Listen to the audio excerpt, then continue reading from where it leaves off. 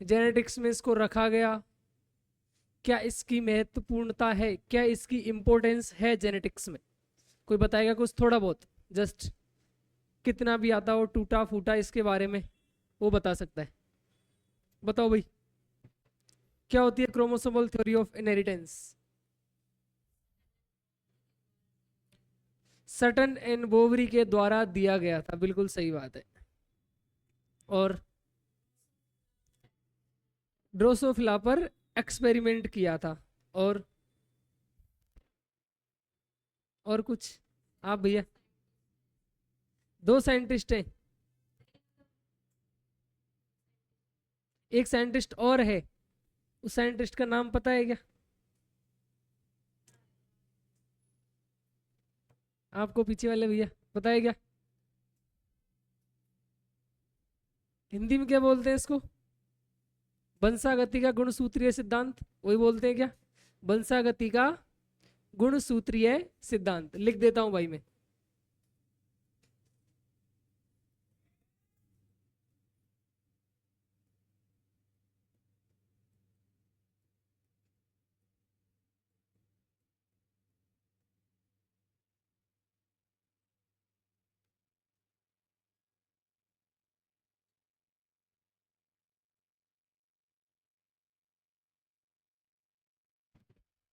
यही बोलते हैं, बंसागति का गुणसूत्रीय सिद्धांत। ठीक है भाई, हिंदी वाले सुन के खुश हो जाते हैं, चलो कोई ना। तो बताओ मुझे बेसिकली है क्या ये क्रोमोसोमल थ्योरी ऑफ इनहेरिटेंस? जैसा आपने बताया कि सर ये दो साइंटिस्ट के द्वारा दी गई थी, जिनका नाम बताया था सटन एंड बोबरी।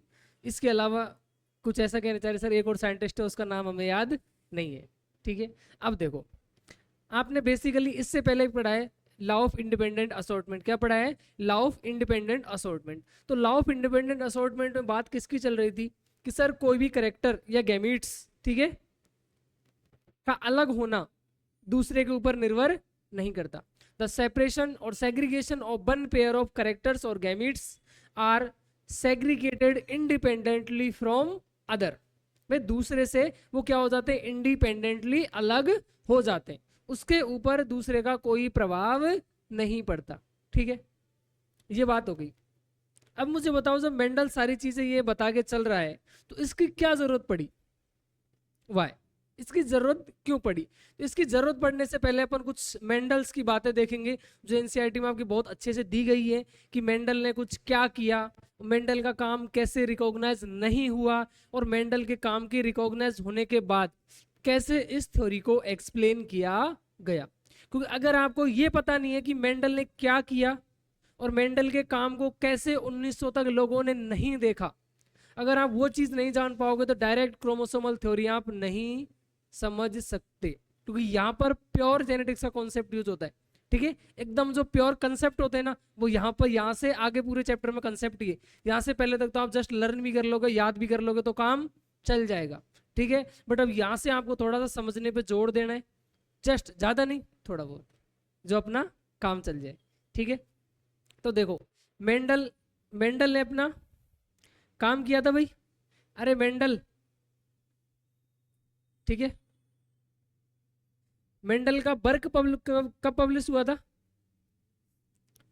उसका वर्क पब्लिश हुआ था कब? 1865 में। कब पब्लिश हुआ था? 1865 में। बट वो 1900 तक रिकॉग्नाइज नहीं किया गया। उसके अलावा मेंडल ने क्या किया था? मैथमेटिक्स यूज करी थी। क्या यूज करी थी भाई? Mathematics use, mathematics tool.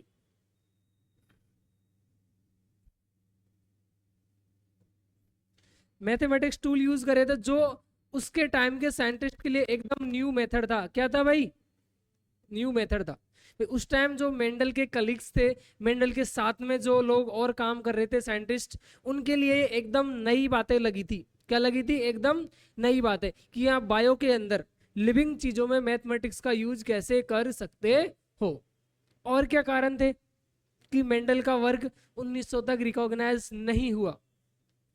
और क्या कारण थे भाई, किसी को पता है क्या? आ जाओ और बताओ, बताओ, जल्दी जल्दी बोलते जाओ। मैंने एक दिन बोले भी थे रिपीट कर करके क्लास में। उस टाइम पर कम्युनिकेशन नहीं था। ठीक है, इसीलिए वो क्या वाइडली पब्लिश्ड नहीं हुए, डू नॉट पब्लिश्ड वाइडली, इसलिए वो क्या नहीं हुए, वाइडली पब्लिश्ड नहीं हुए, ठीक है, not widely published, widely published नहीं हुए, उसका क्या कारण है सर, डू नॉट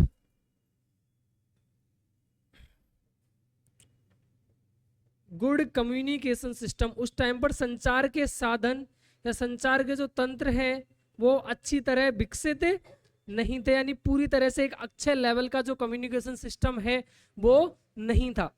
और था क्या था भाई मेंडल का, कि मेंडल जो बात कर रहा था कारक की, किसकी बात कर रहा था, कारक की, फैक्टर की बात कर रहा था, तो उसने मेंडल ने उसका कोई फिजिकल प्रूफ दिया था क्या, नहीं दिया था, कोई भौतिक प्रमाण दिया था क्या, नहीं दिया था। Mendel do not explain, Mendel do not explain the physical verification of factor, Mendel जो कारक था उसका भौतिक प्रमाण नहीं बता पाया, वो भी साइंटिस्ट को बात समझ में नहीं आई, क्योंकि मेंडल क्या कह रहा था, एक कारक होता है वो किसी भी कैरेक्टर को लेके चला जाता है और वो नेक्स्ट जनरेशन में क्या हो जाता है, ट्रांसफर हो जाता है। आपको पता है कि ट्रांसफर होने के लिए सेल डिवीजन जरूरी है, क्या जरूरी है, सेल डिवीजन। उस टाइम तक लोग सेल डिवीजन को भी अच्छे से नहीं जानते थे, मियोसिस माइटोसिस को भी अच्छे से नहीं जानते थे इस टाइम तक, ठीक है भाई, लोगों के पास मियोसिस और माइटोसिस का भी अच्छा नॉलेज नहीं था, क्यों, क्योंकि इस टाइम पर अच्छी क्वालिटी के माइक्रोस्कोप डेवलप्स नहीं हुए थे, बात समझ में आ गई। तो और क्या कारण था कि do not explained the physical verification of factor, उस फैक्टर का उसने क्या नहीं दिया, फिजिकल वेरिफिकेशन नहीं दे, एक तरह से वो सिद्ध नहीं कर पाया, प्रूव नहीं कर पाया कि कोई भी जो गुण जा रहे हैं, कोई भी अभिलक्षण जो जा रहे हैं वो किसके थ्रू जा रहे हैं। उसने ये तो कह दिया कि एक कारक है वो लेके जा रहा है, उसी कारक को अपन आज के टाइम पे जीन पढ़ते हैं, क्या पढ़ते हैं, जीन। अभी अपने पास वो चीजें सिद्ध हैं, अभी अपने पास वो चीजें क्या है, प्रूव्ड है, बट मेंडल के टाइम पे ये चीज प्रूव नहीं थी, यानी मेंडल अदर साइंटिस्ट को जब अपना वर्क बता रहा था तो उससे लोगों ने क्वेश्चन किया, उसके साथ वाले कुलिग्स ने क्वेश्चन किया कि फैक्टर क्या है, फैक्टर क्या है, किस सब्सटेंस का बना होता है, कहां पर उपस्थित होता है, अरे ये भी पता नहीं था। बस मेंडल तो ऐसे बोल रहा था क्रोमोसोम पर पाए जाते हैं, क्रोमोसोम तो बहुत बड़ा होता है, क्रोमोसोम पर कहां पाए जाते हैं, एग्जैक्ट लोकेशन पता थी क्या, नहीं पता थी। तो जब वो फिजिकल वेरिफिकेशन नहीं दे पाया, उसके पीछे दो थे, क्या, कि वो कहां पर प्रेजेंट है, वेयर इज प्रेजेंट, इसके पीछे क्वेश्चन मार्क था कि वो कहां पर प्रेजेंट है, और वो किस सब्सटेंस का बना हुआ है, विच सब्सटेंस फ्रॉम इट, और एक किस पदार्थ का बना हुआ है। ये कई सारे चीजें थी जिसकी वजह से मेंडल के काम को लोगों ने क्या नहीं किया, रिकॉग्नाइज नहीं किया, सराहना नहीं की गई। इसके अलावा और कोई कारण तुम्हें लगते हैं क्या, बताओ भाई, अरे और कोई कारण लगते हैं क्या, एनसीईआरटी उठा के देखी कभी किसी ने, गलती से, गलती से तो कुछ लिखा हुआ है एनसीईआरटी में, और क्या लिखा हुआ है, बोलो बोलो, कुछ भी आपने जो पढ़ा हो आज तक, याद हो, सर ऐसा अभी हमने कुछ मेंडल वाले चैप्टर में पढ़ा है, ये हमारे उस चाचा की कहानी थी, अरे किसी को कुछ आइडिया है क्या, है क्या आइडिया किसी को, कुछ है या नहीं है, बताओ मुझे, बताओ, अरे पता है या नहीं है। अरे मैं जब से मेंडल के मतलब मेंडेलियन जेनेटिक्स स्टार्ट करिए तब से मैं एक बात बोलता आ रहा हूँ कि मेंडल ने बोला था characters are not blends, NCERT में लाइन दी हुई है ये, करेक्टर मिक्स नहीं होते, बट कुछ लोग तो कह रहे थे करेक्टर मिक्स होते हैं, तो साइंटिस्टों को ये बात भी अच्छी नहीं लगी कि आप ऐसे कैसे कह सकते हो कि करेक्टर मिक्स नहीं होते, यानी उसको बोलते हैं अपन डिसकंटिन्यूअस वेरिएशन, क्या बोलते हैं, मेंडल ने कहा था नो ब्लेंडिंग, मेंडल ने क्या कहा था? नो ब्लेंडिंग, करेक्टर मिक्स नहीं होते। करेक्टर मिक्स नहीं होते उसको क्या बोलते हैं अपन? Discontinuous, discontinuous variation. और जहां पर करेक्टर मिक्स होते हैं उसको बोलते हैं अपन कॉन्टिन्यूअस वेरिएशन। ठीक है, बात समझ में आ गई क्या? ये इतने सारे कारण थे, इस वजह से मेंडल का जो वर्क था उसको रिकॉग्नाइज नहीं किया गया। अब आप कहोगे सर इस ये सब बताने की कहाँ जरूरत पड़ रही है? तो मैं क्रोमोसोमल थ्योरी को एक्सप्लेन करने के लिए पहले ये सब बताना बहुत जरूरी है। वाई क्रोमोसोमल थ्योरी की नीड क्यों हुई, आवश्यकता क्यों हुई, उसके लिए आप ये तो जानो कि मेंडल जो काम कर रहा था उसमें क्या कमी आई, उसके बाद के लोगों ने उसमें क्या एफर्ट डाले, क्या उसको ठीक किया नहीं किया। उसके बाद क्रोमोसोमल थ्योरी, यानी क्रोमोसोमल थ्योरी एक लाइन में, एक लाइन में इसका आंसर है क्रोमोसोमल थ्योरी ऑफ इनहेरिटेंस। यानी जो जीन है वो फैक्टर वो क्रोमोसोम पर पाए जाते हैं, that's called chromosomal theory of inheritance. खत्म, एक लाइन में आंसर आ गया। बट उसके पीछे बहुत सारे कारण हैं, उसके पीछे बहुत सारे लॉजिक्स हैं जो जेनेटिक्स को एक्चुअली बिल्ड वही कर रहे हैं। ठीक है, तो ये सब समझ आया? अरे समझ आया क्या? नोट डाउन करो इसको फटाफट, फटाफट नोट डाउन करो स्पीडली। हिंदी वाले बोलता जाऊंगा भाई, मुझे बताते जाना कौन सी लाइन। हाँ बोलना है कि हिंदी में? हाँ ठीक है। क्रोमोसोमल थ्योरी ऑफ इनहेरिटेंस को हिंदी में लिखो, वंशागति का गुणसूत्रीय सिद्धांत। वंशागति का गुणसूत्रीय सिद्धांत। ठीक है, वंशागति का गुणसूत्रीय सिद्धांत क्या कहलाता है? चलो वो लाइन लिख ही देता हूं आपके लिए यहां पर।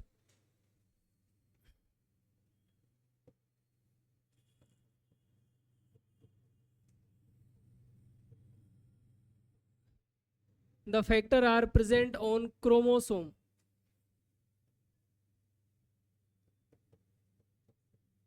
is called chromosomal theory of inheritance। ठीक है, कारक जो गुणसूत्र पर उपस्थित होते हैं या गुणसूत्र पर पाए जाते हैं उसी को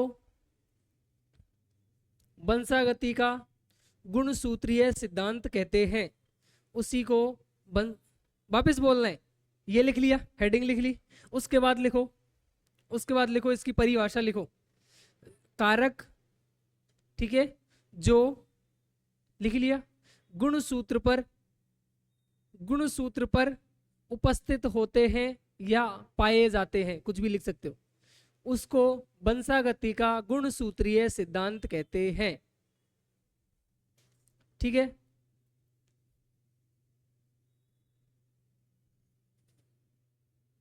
उसके बाद लिखो मेंडल, नीचे जस्ट एक पॉइंट बना के लिखो नीचे मेंडल। ठीक है, मेंडल लिख लिया पॉइंट बना के मेंडल। मेंडल के नीचे लिखो वर्क पब्लिश 1865, यानी उसका जो कार्य था वो कब पब्लिश हुआ था? अरे भाई कार्य कब पब्लिश हुआ था? 1865 में, लिख लो।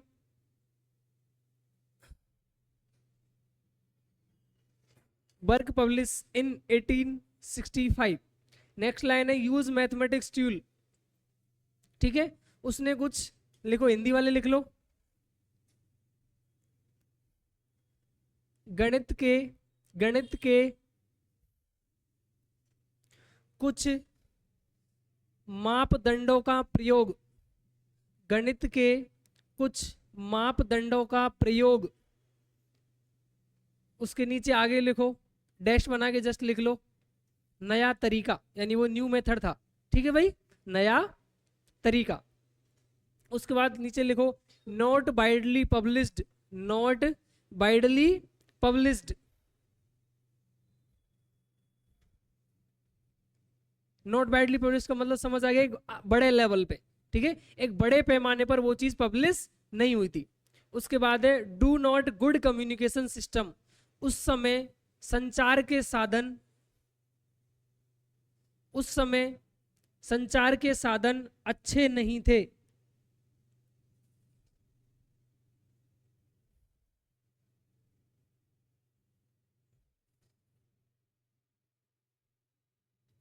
लिख लिया।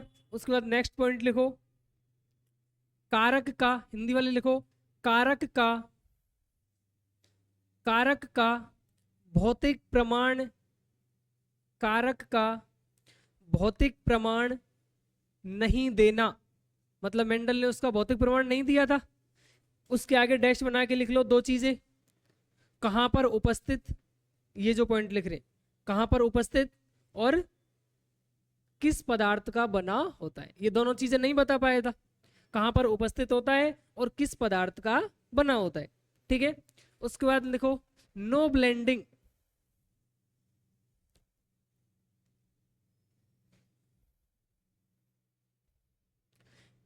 नो ब्लेंडिंग, आगे लिख लो हिंदी में, अभिलक्षणों का मिश्रण ना होना, अभिलक्षणों का मिश्रण ना होना।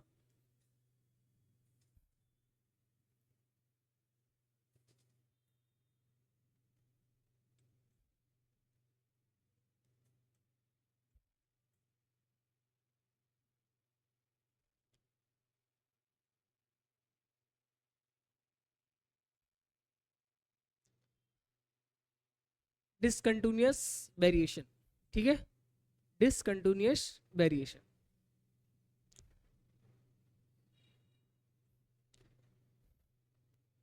इतना नोट डाउन कर लिया सभी ने? अरे नोट डाउन कर लिया क्या सभी ने? आगे बढ़े अब 1865 से 1900 तक उसका वर्क रिकॉग्नाइज नहीं हुआ, ये आपको सभी को पता है, मैं बार बार बताया जा रहा हूं इस बात को। अब 1900 में क्या हुआ देखो, यानी कुछ चेंजेस आए 1865 से लेके और 1900 तक कुछ चेंजेस आए। अरे ओबियस सी बात है, कुछ चेंजेस आएंगे तभी तो ये चीज आगे बढ़ेगी। आप जेनेटिक्स में पढ़ते हो, अगर चेंज ही नहीं आएंगे तो वेरिएशन कैसे आएगा? अगर चेंज ही नहीं आएंगे तो वेरिएशन कैसे आएगा? ठीक है, तो कुछ चेंजेस आते हैं, उनको मैं लिखता हूं सम चेंजेस। ठीक है, कुछ चेंजेस आए, सम चेंजेस, कुछ परिवर्तन आए। वो कौन कौन से परिवर्तन थे भाई? सम चेंजेस है, ठीक है, बीच में स्पेस है थोड़ा सा।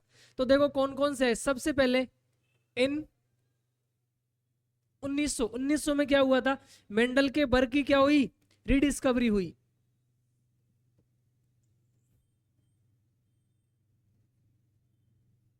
Rediscovery of Mendel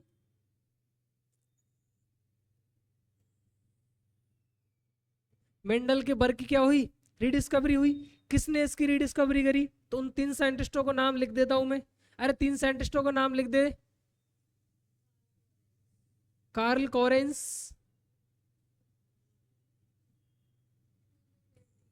Hugo de Vries और वॉन्टी शेरमार्क। ठीक है भाई, वॉन्टी शेरमार्क, बात समझ में? ये तीनों चीज हुई। उसके बाद और क्या हुआ?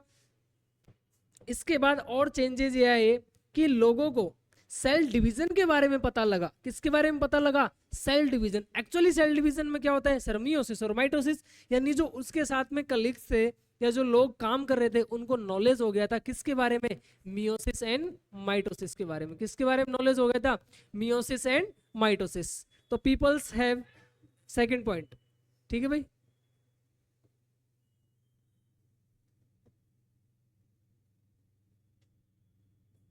Knowledge about meiosis and mitosis. अरे बिल्कुल, लोगों को इसके बारे में पता लग गया था कि मियोसिस एंड माइटोसिस क्या हो रहा है।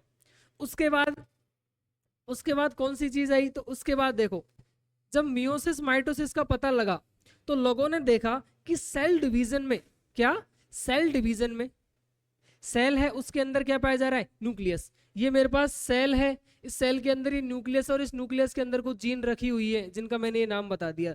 अब ये किसके ऊपर रखी हुई है इसका पता नहीं था, तो इसकी डिस्कवरी हुई। यानी सेल डिवीजन के दौरान या एक सेल के दौरान उन्होंने एक कलर बॉडी का क्या किया? कलर बॉडी को फाइंड आउट किया, कलर बॉडी की खोज करी। उसी कलर बॉडी का नाम क्या था? क्रोमोसोम। क्या नाम था? क्रोमोसोम। अरे क्रोमोसोम का मतलब ही होता है एक कलर बॉडी। क्या होता है? कलर बॉडी, जिसके अंदर कुछ रंग पाए जाते हैं। ठीक है, तो लोगों ने इसकी डिस्कवरी करी। यानी सेल डिवीजन के दौरान किसको डिस्कवर किया था? क्रोमोसोम को। यानी find a colour body in nucleus of cell. ठीक है, एक सेल के न्यूक्लियस के अंदर इसकी क्या करी? फाइंड आउट करी, इसकी खोज करी, जिसको मैं क्या बोलता हूं? अरे क्या बोलता हूं भाई? इसको मैं क्रोमोसोम बोलता हूं। क्या बोलता हूं? क्रोमोसोम, उसी में कलर बॉडी को क्या कहता हूं, क्रोमोसोम कहता हूं। ये पता लग गया, क्या कह रहा हूं मैं इसको, क्रोमोसोम।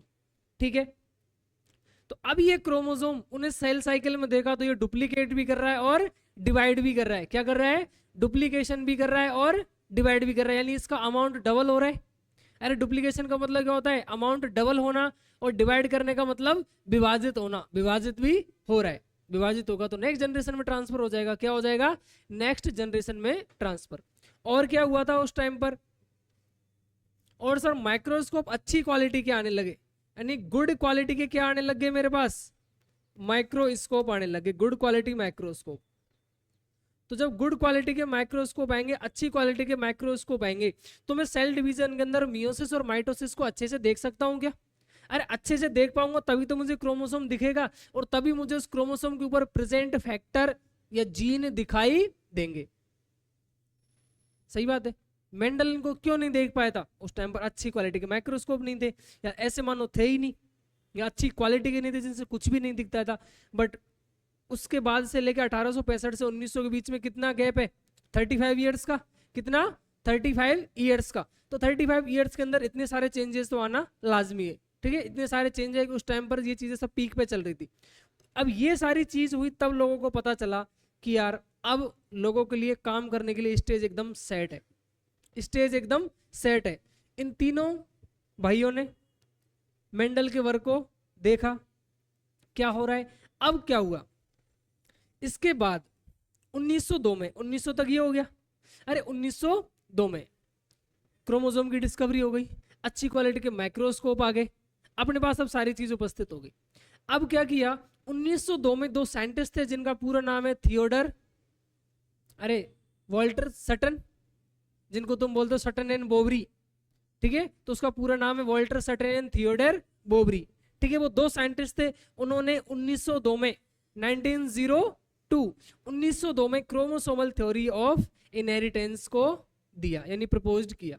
बात समझ में आ गई, 1902 में उन्होंने ये थ्योरी दी। उन्होंने क्या किया, उस थ्योरी को देके उन्होंने ये किया कि मेंडल्स के जो लॉ थे, कौन कौन से लॉ, लॉ ऑफ इनहेरिटेंस, जिसमें दो लॉ पढ़े थे अपन ने, law of dominance and law of segregation. अरे दो लॉ पढ़े थे क्या, तो मेंडल्स के जो प्रिंसिपल्स थे, यानी मेंडल के लॉज थे, लॉ ऑफ इनहेरिटेंस, उनको उन्होंने क्रोमोसोम के बिहेवियर पर, क्योंकि क्रोमोसोम पता लग गया, क्रोमोसोम की डिस्कवरी हो गई, तो क्रोमोसोम जैसा बर्ताव कर रहा है, क्रोमोसोम का जैसा बिहेवियर हो रहा है, उसी बिहेवियर के बेसिस पे उन्होंने उस थ्योरी को एक्सप्लेन करने की कोशिश करी। थ्योरी मतलब जो मेंडल्स के लॉ थे उन्हीं को एक्सप्लेन करने की कोशिश करी, और उन्होंने वही एक्सप्लेन किया। अरे बात समझ में आ रही है कुछ, मैं इतना बोला वो कुछ दिमाग में घुसा, याद रहेगा, अभी मैं लिखा दूंगा बोर्ड पे, बट ये इसकी पूरी क्या थी, समरी। अरे बात समझ में आ रही है। उसके बाद क्या होता है, उन दोनों साइंटिस्ट ने कुछ चीजें फाइंड आउट करी, उन्होंने देखा कि जो क्रोमोसोम है उसके ऊपर जीन प्रेजेंट है, यानी फैक्टर प्रेजेंट है। तो भाई एक बात है, ये है, इसके ऊपर मैं कोई चीज को बिठा दूं, ये मार्कर है, इसके ऊपर मैं कोई छोटी चीज रख देता हूं, तो जहां जहां मार्कर जाएगा वहां वहां वो छोटी चीज रखी हुई ट्रेवल करेगी। तो ऐसे ही मान लो कि ये क्रोमोसोम, और क्रोमोसोम के ऊपर जीन रखा हुआ है, इस क्रोमोसोम के ऊपर जीन रखा हुआ है जिसको अपन फैक्टर बोल रहे हैं मेंडल की टर्म्स में, आज के टर्म में जीन। तो जब जब क्रोमोसोम जाएगा तब तब जीन भी जाएगा, यानी सर अगर क्रोमोसोम पेयर में तो जीन भी पेयर में, क्रोमोसोम सेग्रीगेट करेगा तो जीन भी सेग्रीगेट करेंगे, अगर ये लॉ ऑफ इंडिपेंडेंट को फॉलो करेगा तो वो भी लॉ ऑफ इंडिपेंडेंट को फॉलो करे। तो ये 3 पॉइंट उन्होंने क्रोमोसोमल थ्योरी ऑफ इनहेरिटेंस में बेसिकली लाके दिए। बात समझ में आ गई। फिर भी कुछ साइंटिस्ट ऐसे थे जो इसका भी वेरिफिकेशन मांग रहे थे कि तुम्हारे पास क्या प्रूव है, प्रूव करके दो। कोई भी चीजें साइंस किसके ऊपर चलती है, प्रूव, बातों के ऊपर नहीं चलती। उसके बाद एक साइंटिस्ट आते हैं जिनका तुम नाम भूल गए थे, Thomas Hunt Morgan, TH Morgan. कौन, TH Morgan, Thomas Hunt Morgan, उनका पूरा नाम है थॉमस हंट मॉर्गन, शॉर्ट में उनको टीएच मॉर्गन पढ़ते हैं अपन।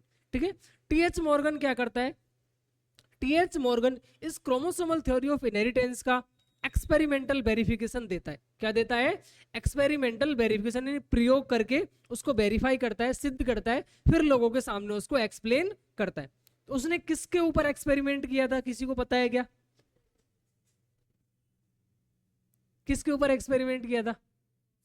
ड्रोसोफिला मेलेनोगास्टर। पूरा नाम क्या है उसका? ड्रोसोफिला मेलेनोगास्टर, जिसको फ्रूट फ्लाई के नाम से जाना जाता है। आप ड्रैगन फ्लाई बोल रहे थे, ठीक है, ड्रैगन फ्लाई नहीं होता, उसको जाना जाता है फ्रूट फ्लाई के नाम से। क्यों बोलते हैं उसको फ्रूट फ्लाई? किसी को कुछ पता है क्या फ्रूट फ्लाई क्यों बोलते हैं ड्रोसोफिला मेलेनोगास्टर को? हाँ, एक बनाना क्लैप होता है, ठीक है, जो अपना बनाना होता है, उसके जो छिलके होते हैं, छिलके आपने देखा होगा, एक वाइटी वाइटी सब्सटेंस चिपका होता है छिलके के इनर सरफेस पे, उसको खा के भी वो अपनी लाइफ साइकिल कंप्लीट कर लेता है। इसीलिए उसको क्या बोलते हैं? फ्रूट फ्लाई बोलते हैं। यानी फ्रूट के बचे हुए पार्ट को भी अगर हम उसको दे दें तो अपना जीवन यापन कर लेता है, इसीलिए उसको अपन क्या बोलते हैं? फ्रूट फ्लाई बोलते हैं। फलों की मक्खी हिंदी में बोलते हैं उसको, फलों की मक्खी, ठीक है, क्योंकि फलों के छिलके पर भी बैठ के अपना जीवन निकाल लेते हैं। ड्रोसोफिला मेलेनोगास्टर लिया, अब उसको मेलेनोगास्टर में ऐसा क्या मिला, यानी ड्रोसोफिला में ऐसा क्या मिला, कौन कौन सी चीजें थी जो उसने करी, लोगों के सामने प्रस्तुत की, फिर लोगों ने उसको एक्सेप्ट किया। बात समझ में आ गई? ये अपनी पूरी है जो क्या है, क्रोमोसोमल थ्योरी ऑफ इनहेरिटेंस। समझ आई की बात? अरे समझ आई है, ऊपर से निकल गई, कुछ तो बोला करो। आ गई सर, हाँ, इतनी जोर से आवाज आनी चाहिए, ठीक है। मेरे साथ रिपीट करते हो तो मुझे अच्छा लगता है, ऐसा लगता है तुम ऐसे गूंगे बने बैठे रहते हो, मुझे लगता है मैं अकेला ही पढ़ रहा हूँ, तुम मस्त चुप बैठे हो आराम से, गर्दन भी नहीं हिलाते, कुछ लोग वाग हिलाते हैं तो वैसे ना करते हैं तो मैं कंफ्यूज हो जाता हूँ, ठीक है। तो ये नोट डाउन करो फटाफट, ये नोट डाउन करो फटाफट, लिख लो भाई, लिख लो फटाफट, लिख लो।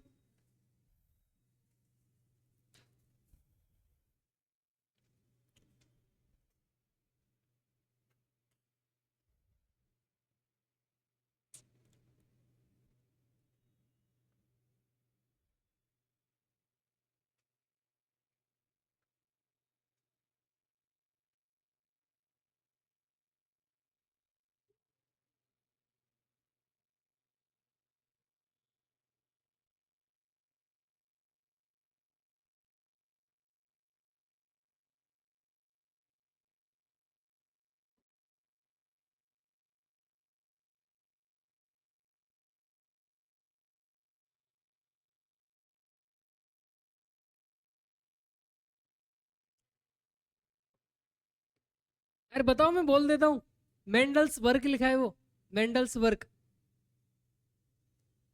रीडिस्कवरी हुई, रीडिस्कवरी मतलब पुनः खोज हिंदी में, लिख लो भली। 1900 में मेंडल के कार्य को, ठीक है, पुनः प्रस्तुत किया गया, फिर पुनः खोज की गई, ठीक है। किन किन ने करी, उन तीन भाई साहब के नाम लिख लो, ठीक है। ये वाली HUGO, हुगो डी वेरीज,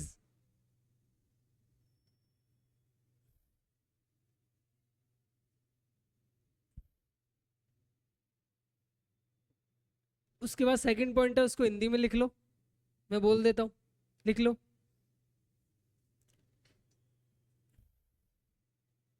समसूत्री, समसूत्री एवं अर्धसूत्री विभाजन, समसूत्री एवं अर्धसूत्री विभाजन का ज्ञान होना, ठीक है भाई। People have knowledge about meiosis and mitosis. Third है find a colour body in nucleus of a cell is called chromosome, ठीक है। कोशिका के केंद्रक में, कोशिका के केंद्रक में, कोशिका के केंद्रक में एक, कोशिका के केंद्रक में एक रंगीन, एक रंगीन संरचना को, रंगीन संरचना को देखा गया, और उसी रंगीन संरचना को क्या कहते हैं? क्रोमोसोम कहते हैं। क्या कहते हैं? क्रोमोसोम, यानी गुणसूत्र कहते हैं। उसके बाद लिखो गुड क्वालिटी माइक्रोस्कोप, ठीक है। गुड क्वालिटी माइक्रोस्कोप को हिंदी में क्या बोलूं?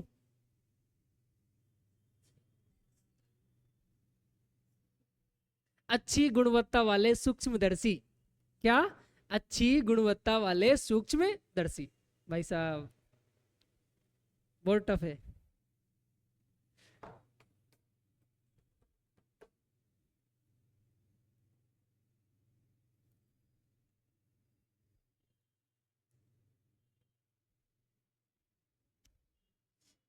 आगे बढ़े? अरे बढ़े क्या आगे? लिख लिया भाइयों? चलो आगे बढ़ते हैं। तो देखो 1900 तक का काम समझ में आ गया, इसके आगे चलते हैं अब 1902 में। कहाँ चलते हैं? 1902 में। इन 1902 दो साइंटिस्ट थे जिनका नाम था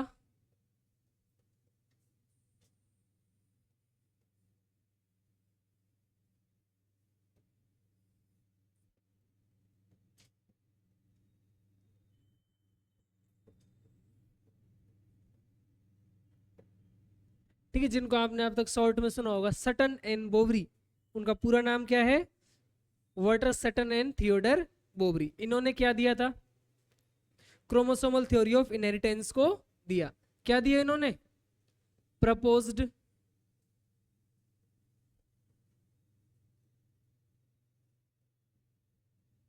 क्रोमोसोमल थ्योरी ऑफ इनहेरिटेंस, ये दिया था। और इन्होंने क्या किया था? इन्होंने सर मेंडल्स के जो लॉ थे उनको एक्सप्लेन किया था। क्या किया था इन्होंने? एक्सप्लेन किया था। यानी ऑन द बेसिस ऑफ किसके बेसिस पे? Chromosomal behaviour. Chromosomal behaviour, on the basis of chromosomal behaviour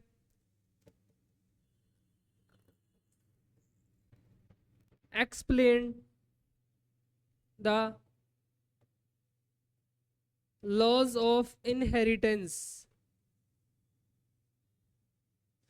laws of inheritance जो किसके प्रिंसिपल थे? मेंडल्स के प्रिंसिपल थे भाई। किसके प्रिंसिपल थे? मेंडल्स के प्रिंसिपल्स थे वो। ठीक है, उनको इन्होंने एक्सप्लेन किया। इन्होंने एक्सप्लेन किया तो क्या चीज फाइंड आउट करी? अरे बताओ भाई, मेरे साथ बोलते जाओ, पहले लिख लेना, मैं टाइम देता हूं लिखने के लिए। क्या इन्होंने चीजें फाइंड आउट करी? अरे क्या क्या चीजें फाइंड आउट करी जो अभी मैं आपको बता रहा था कि सर जैसा जीन होता है वैसा ही क्रोमोसोम होता है, यानी जैसे फैक्टर होता है वैसे ही क्रोमोसोम होते हैं। यानी factor and chromosome both are occurs in pair. दोनों किस में पाए जाते हैं? जोड़े में पाए जाते हैं। तो यहां में लिख दूं factor and chromosome. Factor and chromosome are occurs in pair. दोनों किस में पाए जाते हैं भाई? पेयर्स में पाए जाते हैं। जैसे देखो मैं अभी आपको बताता हूं, पेयर्स में पाए जाते हैं।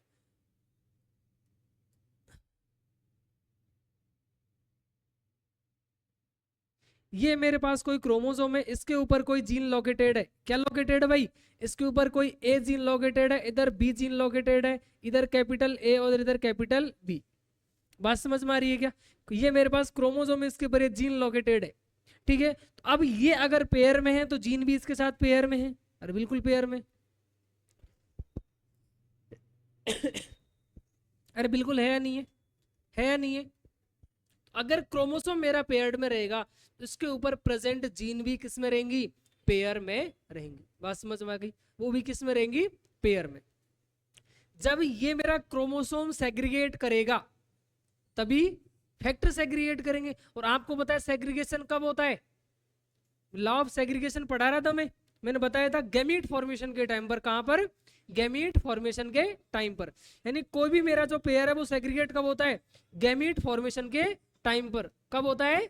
गैमीट फॉर्मेशन के टाइम पर। तो नेक्स्ट पॉइंट में क्या लिख सकता हूं? अरे क्या लिख सकता हूं भाई मैं नेक्स्ट पॉइंट?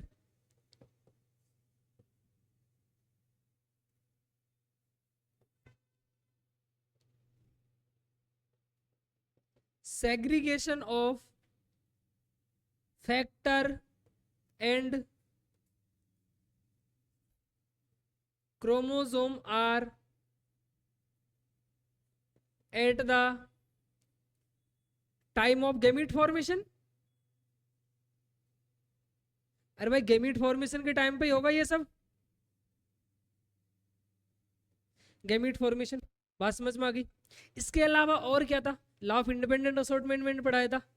अरे पढ़ाया था, ये ए जीन उठ के दूसरे में चला जाए, ये बी जीन उठ के किसी और में चला जाए, तो इस कैपिटल ए और कैपिटल बी के ऊपर कोई प्रभाव नहीं पड़ेगा। इसने इस भाई को आजादी दे रखी है, तुम कहीं भी जा सकते हो, कहीं भी घूम सकते हो, किसी के साथ उठ बैठ सकते हो, ठीक है, कहीं भी तुम घूम सकते हो, फ्रीडम है, फुल फ्रीडम। इसी को तो अपन ने लॉ ऑफ इंडिपेंडेंट असॉर्टमेंट बोला था कि किसी भी क्रोमोसोम के ऊपर प्रेजेंट जो जीन है या फैक्टर है वो किसी भी गैमीट में जा सकता है, किसी भी गैमीट में जा सकता है। और किसी भी गैमीट्स में जब जाएगा तो नंबर ऑफ गैमीट्स भी ज्यादा मिलेंगे, और नंबर ऑफ गैमीट्स ज्यादा मिलेंगे तो वेरिएशन भी ज्यादा मिलेगी।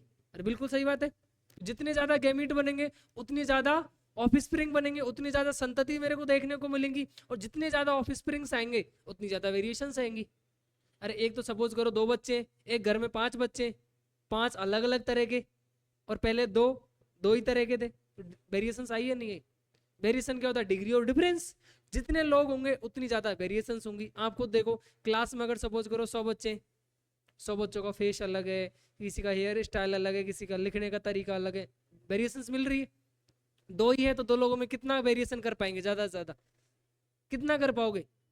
2 लोग साथ में रह रहे हैं, क्या पता वो दोनों अच्छी यारी दोस्ती कर ले, नहीं तू जैसे कपड़े पहन के आएगा मैं यही पहन के आऊंगा, जैसे तू नोट्स लिखेगा मैं वैसे ही लिखूंगा, तो वेरिएशन कम हो गई। यानी इसका मतलब क्या हुआ? जितने नंबर ऑफ इंडिविजुअल्स मेरे पास बनेंगे, जितने नंबर ऑफ इंडिविजुअल्स मेरे पास बनेंगे, और नंबर ऑफ इंडिविजुअल्स किसके ऊपर डिपेंड करते हैं सर? नंबर ऑफ गैमीट्स के ऊपर डिपेंड करते हैं। जितने ज्यादा गैमीट्स होंगे उतने ज्यादा नंबर ऑफ इंडिविजुअल्स का फॉर्मेशन होगा, और जितने ज्यादा इंडिविजुअल्स मिलेंगे उतनी ज्यादा वेरिएशन होगी। और मैं चाहता भी यही हूं कि मुझे टाइम के अकॉर्डिंग वेरिएशन देखने को मिले। इसी को आप इवोल्यूशन में पढ़ते हो, विकास, यही पढ़ते हो ना।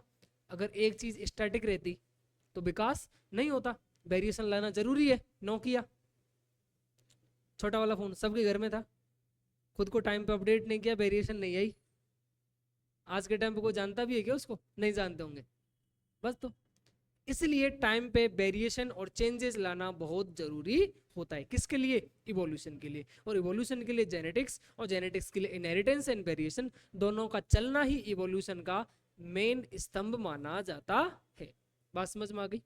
ठीक है, ये 2 चीज लिख ली। इसके अलावा एक और पॉइंट क्या था मेरे पास? लॉ ऑफ इंडिपेंडेंट असॉर्टमेंट वाला जो अभी मैं बोल रहा था, यानी separation of one pair of chromosome is independent from other pair of chromosome. वो मैं इधर ही लिख देता हूँ। कहाँ लिखूं? ऊपर लिख देता हूँ भाई, ठीक है, मेरे ऊपर दिखेगा नहीं, कट जाएगा। चलो नेक्स्ट स्लाइड पे लिख देते हैं।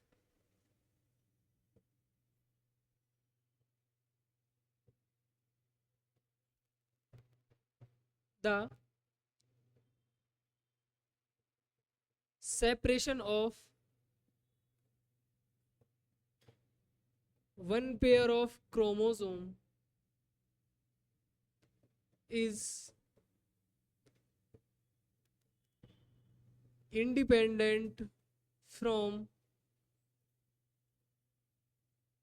other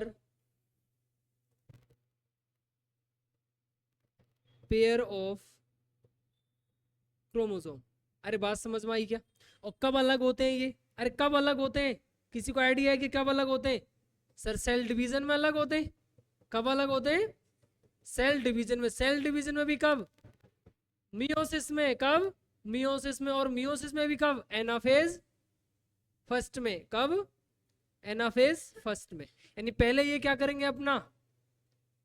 अरे डुप्लीकेशन, और डुप्लीकेशन के बाद डिवीजन। क्या करेंगे? डुप्लीकेशन के बाद डिवीजन। डुप्लीकेशन का मतलब होता है अमाउंट n है तो वो क्या हो जाएगा? 2n। और यहाँ पर डिवीजन यानी अगेन मेरा 2n किस में डिवाइड हो जाएगा? n and n। अरे समझ आ गई की बात? आगे की समझ बात? बिल्कुल क्लियर? कोई डाउट यहाँ तक? पीछे वाला नोट करो। ये क्रोमोसोमल थ्योरी ऑफ इनहेरिटेंस के 3 पॉइंट है जो आपको याद रखने। ठीक है, कौन सा? पहला, factor and chromosome occurs in pair. दूसरा, the segregation of factor and chromosome are at the time of gamete formation. और नेक्स्ट मैंने जो लिखा है इसको नोट करो फटाफट। कर लिया कि नोट सभी ने? हिंदी में बोलना है।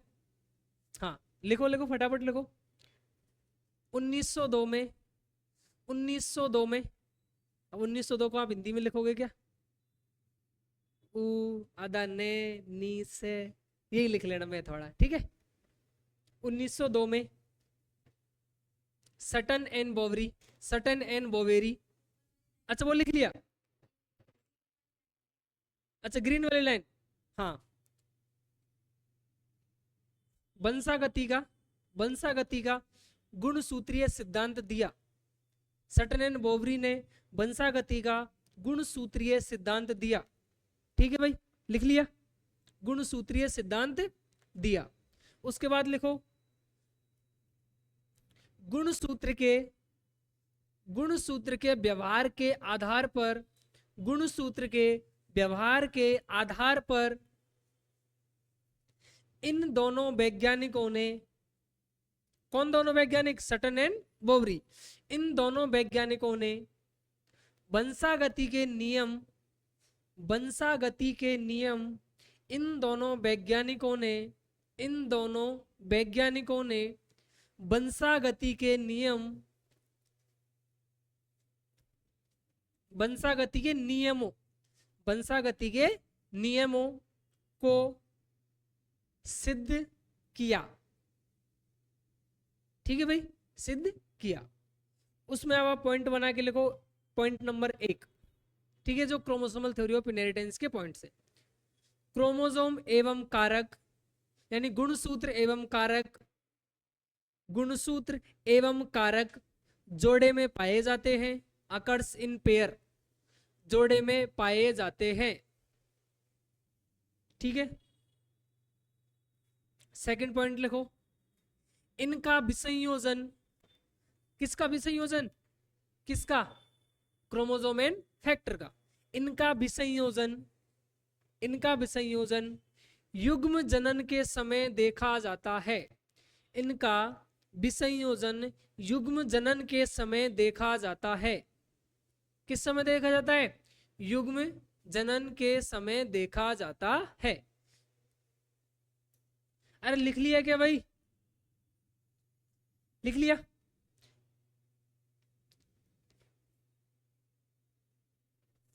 नेक्स्ट थर्ड पॉइंट लिखो, एक जोड़े गुणसूत्र का, एक जोड़े गुणसूत्र का, एक जोड़े गुणसूत्र का अलग होना, अलग होना दूसरे गुणसूत्र से स्वतंत्र होता है। यानी दूसरा जो गुणसूत्र का जोड़ा है ना, दूसरा पेयर है, उससे क्या होता है, स्वतंत्र होता है, इंडिपेंडेंट होता है। अब ये सब घटना कब देखने को मिलती है, जब कोशिका विभाजन होता है, सेल डिवीजन होता है, कोशिका विभाजन होता है। जब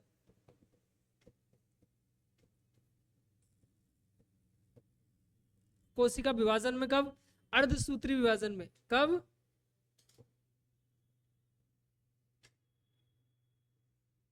और अर्धसूत्री के भी एनाफेज फर्स्ट में।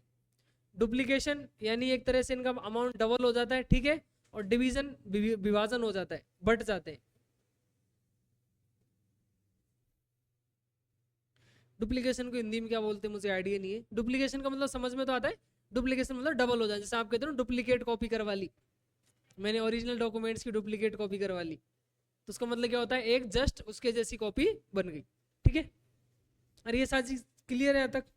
ये अपना क्रोमोसोमल थ्योरी ऑफ इनहेरिटेंस का जो बेसिक पोर्शन है आपको मैंने क्लियर करा है। एनसीईआरटी में कुछ डायग्राम्स वगैरह दे रखे हैं, वो आपके काम के नहीं है। जैसे वो बिंग विंग वाले एग्जांपल दे रखे हैं, वो आपके काम के नहीं, एग्जाम से रिवेलेंट नहीं, एक्चुअल में एग्जाम से रिवेलेंट नहीं है। नहीं, अगर वो एग्जाम में आता तो वो भी पढ़ाया जाता, वो एग्जाम से रिवेलेंट नहीं, आज तक कभी नहीं आया और किसी एग्जाम में नहीं आया वो। यहाँ तो बहुत दूर की बात है, नीट में भी नहीं आता वो। ठीक है, नीट में भी नहीं आता। अरे ये लिख लिया, आगे बढ़े। अब देखो क्रोमोसोमल थ्योरी ऑफ इनहेरिटेंस का जो एक्सपेरिमेंटल वेरिफिकेशन है वो किसने दिया, टीएच मॉर्गन ने। किसने दिया, टीएच मॉर्गन ने। तो मैं क्या लिख दूं यहां पर, the experimental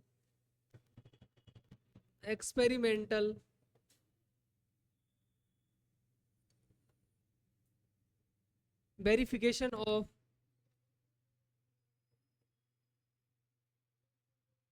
the theory of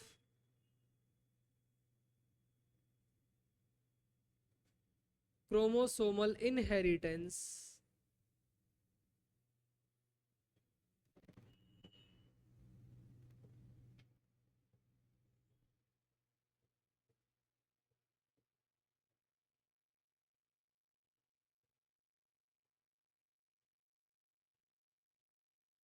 इस टीएच का पूरा नाम क्या है? Thomas Hunt. टीएच मॉर्गन ने इसको एक्सपेरिमेंटली वेरिफिकेशन दिया। किसको दिया एक्सपेरिमेंटल वेरिफिकेशन?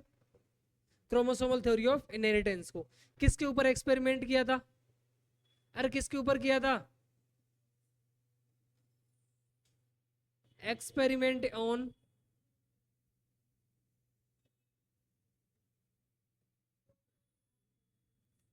मेलेनोगास्टर, जिसको अपन फ्रूट फ्लाई के नाम से जानते हैं। किस नाम से जानते हैं भाई? Fruit fly. ठीक है, अब क्वेश्चन आता है वाई, क्यों टीएच मॉर्गन ने ड्रोसोफ्ला मेलेनोगास्टर यानी फ्रूट फ्लाई को चूज किया? क्यों चूज किया? लाइफ साइकिल 2 वीक की होती है, बिल्कुल सही बोला आपने, मैं लिख देता हूं। कितना लाइफ साइकिल इसका कितना होता है? 2 वीक का, यानी 2 वीक लाइफ साइकिल होती है भाई इसकी, 2 वीक लाइफ साइकिल। ठीक है, और female is large and male is small, यानी उनके अंदर सेक्स डिटर्मिनेशन, क्या सेक्स डिटर्मिनेशन, लिंग परीक्षण आसान है। अरे देख के मुझे पता लग जाता है कि जिसकी साइज बड़ी है वो फीमेल है और जिसकी साइज स्मॉल है वो मेल है, यानी सेक्स डिटर्मिनेशन क्या है उनके अंदर? इजी है।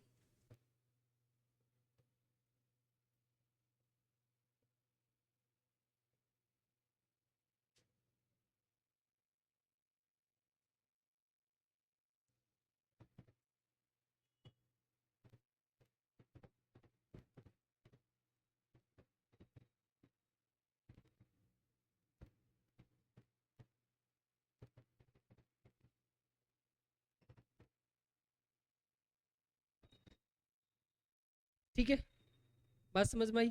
और इसके अंदर जो क्रोमोसोम पाए जाते हैं वो कितने पाए जाते हैं भाई?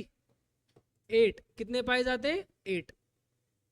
इसके अंदर जो सेक्स डिटर्मिनेशन होती है वो एक्स बाई टाइप की होती है। कैसी होती है? एक्स बाई टाइप की, जैसी ह्यूमंस के अंदर होती है ना, वैसी किसके अंदर होती है? इसके अंदर। तो फीमेल होगी, वो फीमेल किससे बनेगी भाई? अरे फीमेल किससे बनेगी इसमें? फीमेल बनेगी 6 प्लस एक्स एक्स, और मेल बनेगा 6 प्लस एक्स बाई। अरे 6 7 8, टोटल 8 होने चाहिए, 6 7 8।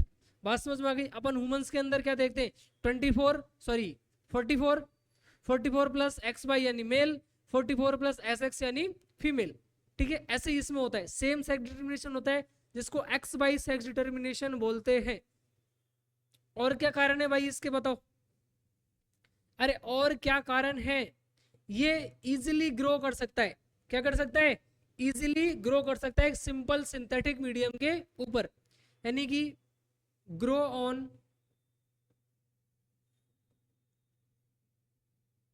सिंपल सिंथेटिक मीडियम, यानी इसको अपन लैब में ग्रो करा सकते हैं भाई। कहां ग्रो करा सकते हैं? लैब में। इसको लैब में ग्रो करवा सकते हैं, ग्रो इन लैब। किसके ऊपर? बनाना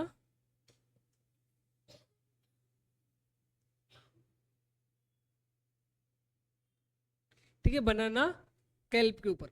ठीक है, उसके ऊपर भी इसको अपन ग्रो करवा सकते। और क्या रीजन है इसके, देखो और रीजन देखो इसके। तो इसका और रीजन है भाई कि वन साइकिल में, एक साइकिल में क्या देता है मुझे ये? लार्ज नंबर ऑफ प्रोजेनी देता है, लार्ज नंबर ऑफ ऑफस्प्रिंग्स देता है। अरे बिल्कुल सही बात है। एक मीटिंग में या एक साइकिल में कितने देता है? लार्ज नंबर ऑफ प्रोजेनीज देता है, बहुत ज्यादा प्रोजेनी देता है, इसलिए मुझे उनके अंदर और वेरिफिकेशन अच्छा मिल जाता है। जो मैं आपको बता रहा था, जितने नंबर ऑफ इंडिविजुअल्स आएंगे उतनी मैं चीजों को अच्छी तरह से स्टडी कर सकता हूँ। ठीक है, और क्या है इसका? सिंपल सिंथेटिक मीडियम में ग्रो कर सकता है, लाइफ साइकिल छोटी होती है। याद रखना ये पॉइंट, आपको रिपीट करो मेरे साथ, याद रखो उनको। देखो, लाइफ साइकिल 2 वीक की होती है, लाइफ साइकिल 2 वीक की होती है। इजी सेक्स डिटर्मिनेशन होता है, सेक्स मुझे इजीली पता लग जाता है, सेक्स डिस्टिंग्विशन कि कौन मेल है कौन फीमेल है वो मुझे इजीली पता चल जाता है। उसके बाद grow in simple synthetic medium, simple synthetic medium में ग्रो कर सकता है, यानी उसको लैब में भी अपन ग्रो करवा सकते हैं। उसके बाद लैब में भी ग्रो करवा सकते हैं, और एक साइकिल में यानी एक मेटिंग में, वन साइकिल, या फिर इसको आप लिख सकते हो सिंगल मेटिंग,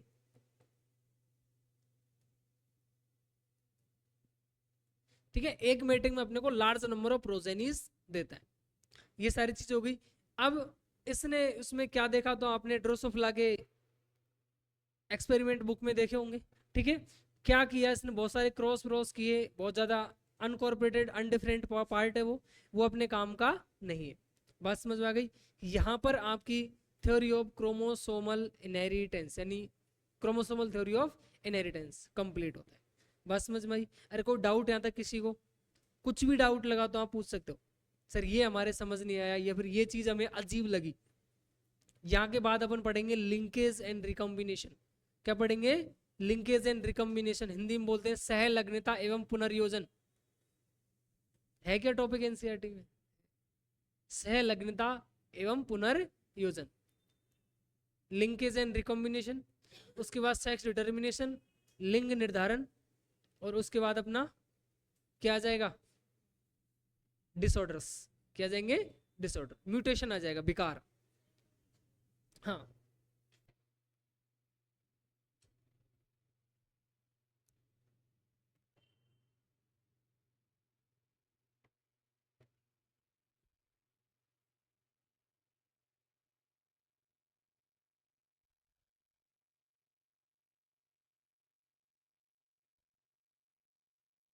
क्या क्लास क्यों नहीं ले रहे यार, इतना इसका मुझे आइडिया नहीं है। देख लेते, पूछ लेते हैं अभी है या नहीं है, मुझे कंफर्म नहीं है। प्रेम सर नहीं आएंगे क्या? अच्छा, प्रेम सर की 11 बजे से होती है, मैं तो सुना 10 बजे से होती है, 10 से 11 बजे तक होती है प्रेम सर की क्लास। 11 से 12 होती है प्रेम सर की। अच्छा ठीक है, एक बार अभी डिस्कस कर लेते। आपको जाना नहीं है, एक बार इन्फॉर्म कर देंगे आपको, ठीक है।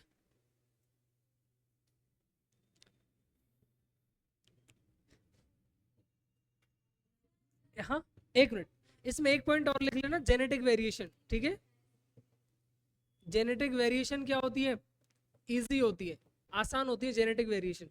हालांकि इसका मतलब यही है जो मैंने पीछे वाली लाइन लिखी है, ये इजी सेक्स डिटरमिनेशन। ठीक है, ठीक है भाई।